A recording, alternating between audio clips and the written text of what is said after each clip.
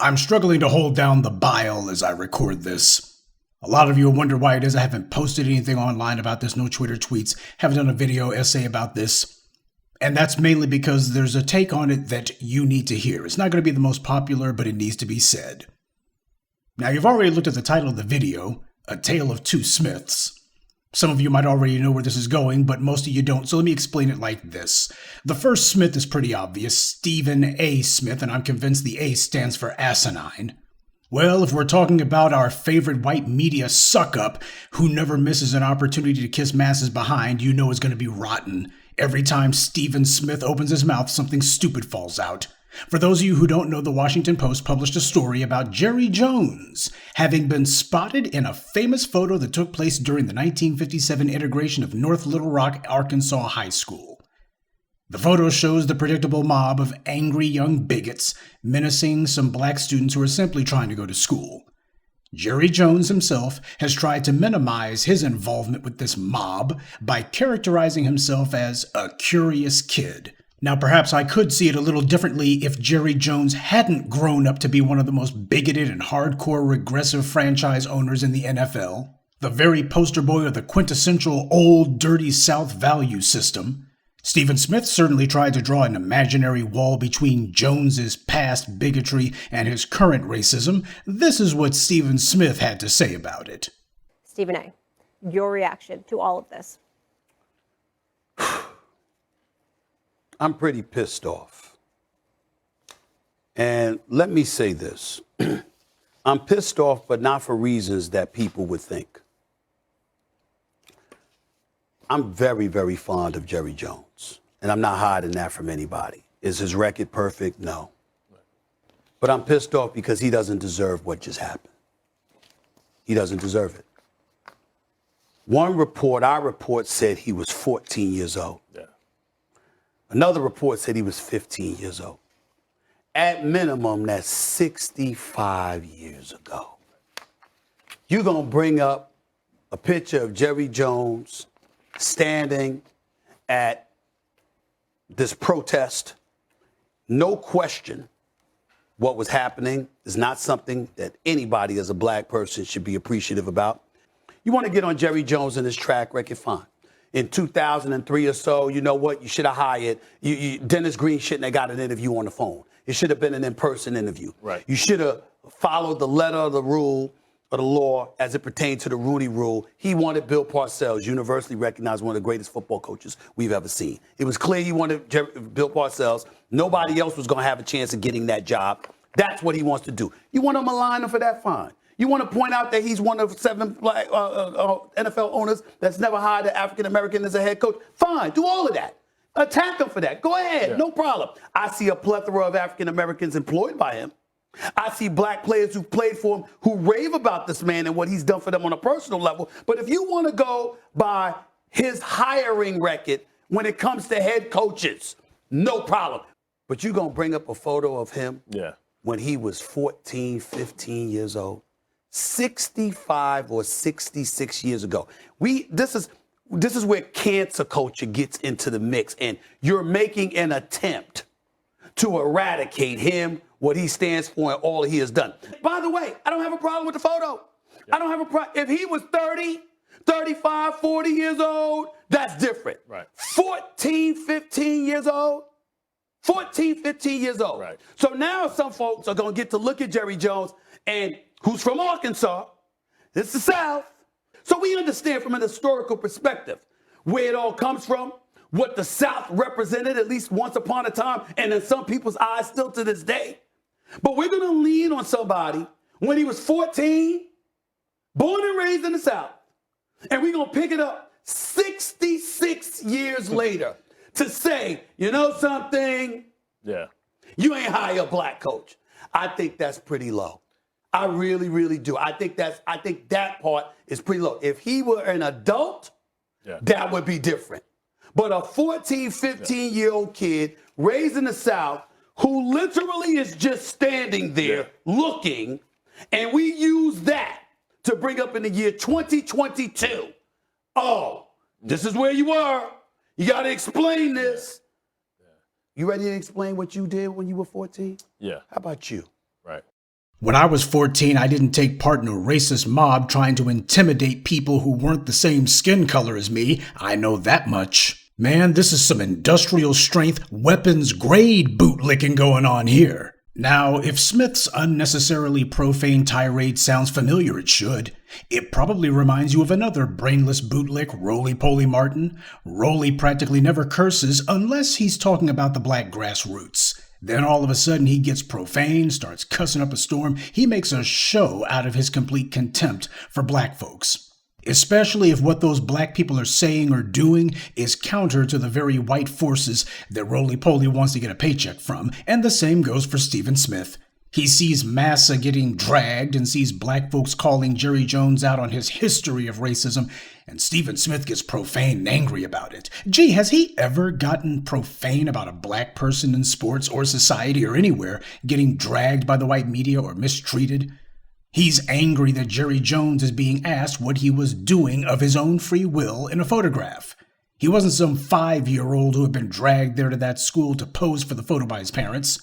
What's that old saying? Honor is what a man does when he thinks no one is watching, and we've seen what qualifies as honor with Jerry Jones. And to say cancel culture, we know what that phrase is supposed to mean. Well, the majority of the NFL owners are way far right of center, as are the owners of these white media outlets. And Stephen Smith knows better than to chime in the wrong way when it comes to them. He knows the best way to stay on the good side of the very white media managers that he depends on for every crumb of his daily bread is to sound just like them. He knows that's what they want to hear. When talking about black people, he doesn't get profane, but he goes overboard with the phony indignation for a man who has a proven track record of being a dyed-in-the-wool white supremacist. And of course, being a brainless bootlick, he doesn't see the obvious contradiction when he's claiming they want to erase everything he stands for. And then he talks about all this racist stuff that Jerry Jones has done, excluding black people, all the bigotry and such. And then apparently he doesn't see how ridiculous he sounds saying people want to erase what this guy stands for. Yeah, because he stands for racism. By the way, can someone please tell me what Stephen Smith said in regards to Jones hiring lots of black players that is any different than, say, a slave owner on a plantation?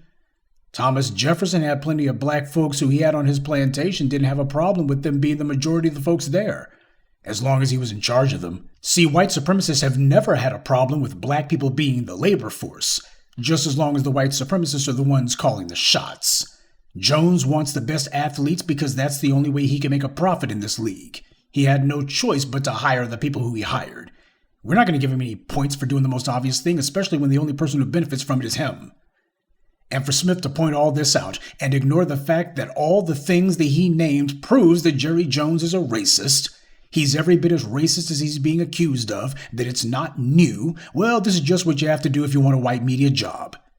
The line is that Jerry Jones was just a teenager. That's the talking point that's being tossed around. Oh, he was only 14 years old. Why is this being brought up? Chris Brown is still getting regularly dragged by the white media for things that they claim he did when he was a teenager. And unlike Jerry Jones, Chris Brown has not had any other such incident since. Can Jerry Jones say the same? Bill Cosby was made into the poster boy for sexual assault in America based on unsubstantiated accusations from 50 years ago. Oh, but that was all fine. That's not a problem. To make excuses for Jerry Jones like Smith was doing, that's not reaching, that's stretching. But there's also another person by the name of Smith who needs to be mentioned here. Harold John Smith. He was one of the black teenagers in the photograph being threatened by Jerry Jones and his mob of white supremacist delinquents. Because you see, apparently Stephen Smith's not the only one who's running interference for Jones.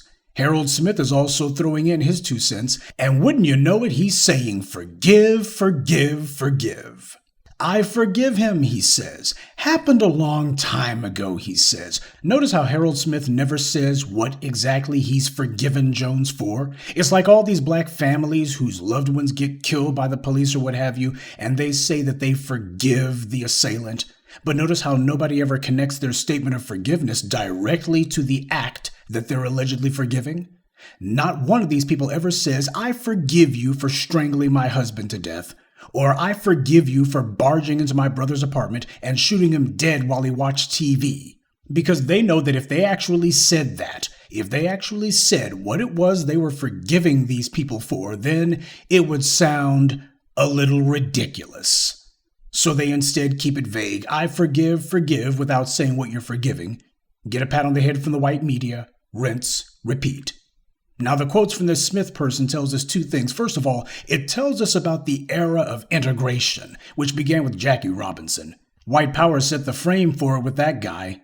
Because what goes unsaid about Jackie Robinson is that he wasn't brought into professional white baseball because he was the best black player they could find. Far from it. He was brought in precisely because he would do the dance for them. He was the one that they felt would be acceptable and pliable to white interests. He certainly wouldn't complain about all the abuse that he got. While more and more black voters were trending towards the Democratic Party, Jackie Robinson was still clinging on to the GOP as the party of Lincoln. Though I'm sure that his boss, Branch Rickey, having been an ardent Republican, had absolutely nothing to do with that. And by the way, before any trolls try to come along and claim that, well, Jackie Robinson eventually dropped his support for the Republicans, buddy, that's not actually true. The truth is the GOP dropped him. Jackie Robinson held on to them as long as he could, until the late 1960s, long after most black Americans had already turned their backs on the GOP. It was when the GOP went hardcore white man's party and catered to the Dixiecrats and didn't need or want a Negro mascot like Robinson around anymore that he was on the outs. It's like Omarosa and Stacey Dash would do later, and Tiffany Cross with MSNBC. When white power is no longer amused with their pawns, they throw them out. But my point is, Harold Smith didn't get into that high school because he was seen as being the smartest Negro child they could find. He was let in precisely because it was clear he wouldn't rock the boat. Not then, not ever. And the second thing that his quotes show us is that young Negroes with no fight in them turn into old Negroes with no fight in them. Harold Smith didn't become like this over time. He didn't get beaten down into a subservient, mealy-mouthed old Negro. This is how he was back then. And by the way, Harold Smith wasn't the only one talking like that. You've had members of the Little Rock Nine who the white media's interviewed about this. The Washington Post has unearthed this photo from 1957. In it, of course, the person who is circled there is Dallas Cowboys owner Jerry Jones. That photo was taken just weeks, of course, before the Little Rock Nine integrated a separate school, Little Rock Central High School. My view is that Jerry Jones has an opportunity to make that picture have a different ending by pursuing diversity and inclusion and involvement of the African American community, of people of color all throughout this country. And I think that rather than talk to Jerry about what happened in 1957, let's go forward and see what we can do in this year. So, did you get anything out of that word salad? So you see, it's not just Harold Smith. You got this Ernest Green fellow, one of the Little Rock Nine, who's talking all about this inclusion and diversity and people of color. And, well, we need to talk about what's going on today, not what's going on in the past, even though Jerry Jones is acting no differently today than he was then. This racist is 80 years old. I think it's a little bit late to be expecting a deathbed conversion from him. A little bit late to be expecting this old dog to learn some new tricks when the only thing this dog has done is bite every black person he's ever come across. So Harold Smith's remarks shouldn't surprise you at all, because he's not alone. These old Negroes were talking this way when they were young, and that's why there's been no movement on black empowerment since the 60s. Because the thing to remember about those first black students who went to those schools, who were baby boomers, by the way, they were not the ones who changed things. It was the so-called silent generation. Those are, generally speaking, the Americans born between the years of 1928 and 1945. They were the ones out there doing the work. We're talking about people like Dr. King, Stokely Carmichael, Huey Newton. I would throw Malcolm X into that number too, naturally. And yeah, Malcolm was born in 1925, not 1928. That's the reason why they say it's, generally speaking, between those years. It's more of a zone than a hard and fast date. But that's who it was who did the work. You saw who Malcolm rolled with and how he rolled. But this story also has another person mentioned. This woman named Davidson, who has the nerve to thank Jerry Jones for copping to his crime. Sarah Davidson, who Jerry Jones has her undying gratitude, but for what, I don't know. I mean, it's not like he could deny what he had done. He had already been found out. And yes, they had yearbooks back then. And a lot of people who are still alive today and who went to school with Jerry Jones back then could easily ID him in the photo. But she actually said that we're very thankful for Jerry Jones volunteering that information. He is connecting us to history even more. She thanks him and says he's connecting us to our history. First of all, that's really foolish to say because he's connecting us to the bad part of our history. And second of all, if you look at the way that he's behaved ever since, talk about keeping history alive. But it's the part where she says if she had a chance to talk to him, she would say, I do understand where you're coming from. You were a product of your environment. You were a product of your culture. Only thing missing from that statement was massa. I mean, talk about sympathy for the devil. Jerry Jones made his environment. He made his culture. He's not some victim of circumstance. He's not some victim of forces larger than himself. He was a beneficiary of those forces, and he's fought every day of his life to perpetuate them. I trust you notice a pattern forming here with all these Negroes and the stuff they're saying. As I've taught you, when you see some Negro laying it on thick with the white daddy I love yous, that's a Negro who's auditioning for a white audience because that's who this level of bowing and scraping is meant to get the attention of.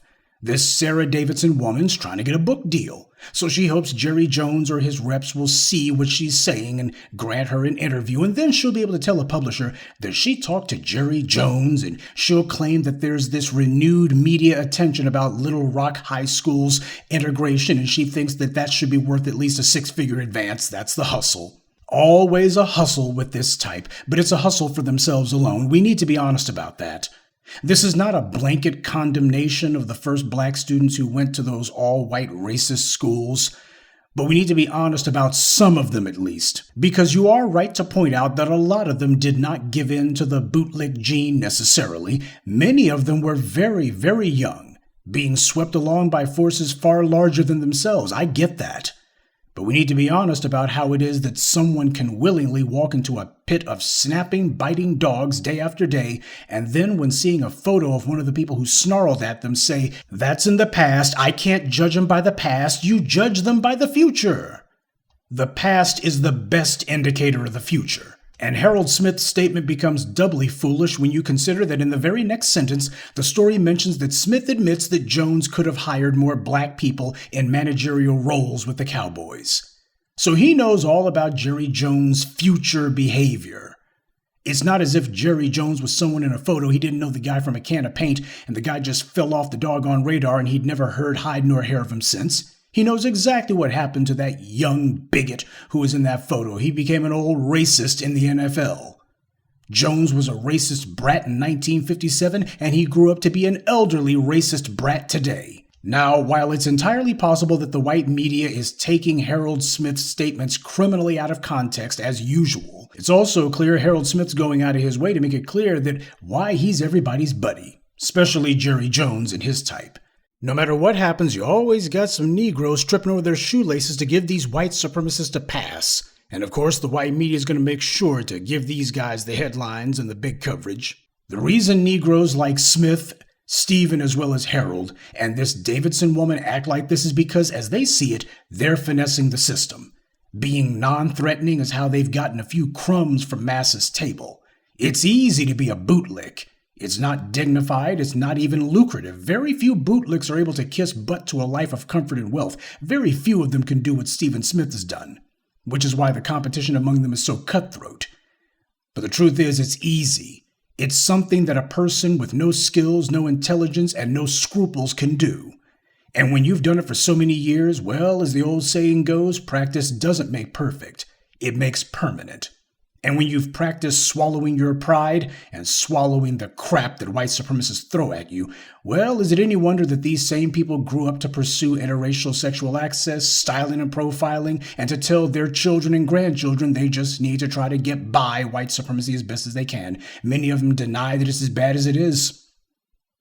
You know, it's bad enough to have white media bootlicks like Stephen Smith saying that was a long time ago, but when you have one of the very people who is a direct victim of this saying the same thing, I can't co-sign that and I can't respect it either. Harold Smith saying that was a long time ago. You can only judge someone by the future, and then in the very next breath he admits to what the future says about that person, but keeps right on saying, well, it was a long time ago. What does that tell you? It's the denial that matters most to him. No matter what he says, that's just white noise. It's the denial of white supremacy that's important to him. That tells you this is someone who sees their condition as being separate and different from the rest of us. Now, while it may be true that after decades of the white media putting out propaganda pretending to lionize these black students, maybe to him he's preserving some sort of legacy, quote unquote, that may be understandable to a point, but not to a fault. If he's saying this as some means of trying to otherwise maintain the persona that the white media might have crafted around this narrative, that's bad enough. But if this man is doing this and he knows what he's saying isn't true in his heart, which he seems to because it contradicts everything that he says, that's even worse. We need to be honest about the fact that a lot of these Negroes who you see the white media talking about, a number of them who may even have been mentioned in some history books, some of those black folks who were the quote-unquote famous first, while a lot of them actually did have a backbone and a spine, we got to be honest that a number of them, however, they took it upon themselves that there was something valorous or otherwise virtuous about being punching bags for these white supremacists. And they continued to do so when there was absolutely no benefit to them whatsoever, not even to get a pat on their head. A lot of them, I guess, that's basically, how they live with themselves for the fact that they did not stand up to white supremacy. They instead laid down for it. Now, I'm not saying that some teenagers in a high school should have been out there waving the red, black, and green flag. But what I am saying is once you get out of there, you have an obligation to tell the truth. And if your truth is that was all in the past, then you're not telling the truth at all. And this is the reason that we cannot allow white power to tell us who our icons are, who our heroes are, who we should respect. We have to make sure that we take the right lessons away from all this. Because both Harold Smith and Stephen Smith have shown the world they learned absolutely nothing at all from it. Good evening, and be one. I'd like to take a moment to mention some of our contributors. Chaz, Dondi Waddell, Murad Campbell, Najee95, and Shannon Moore. Salute to them and thank you to everyone for listening, liking, and sharing this message. Black empowerment only exists because of you.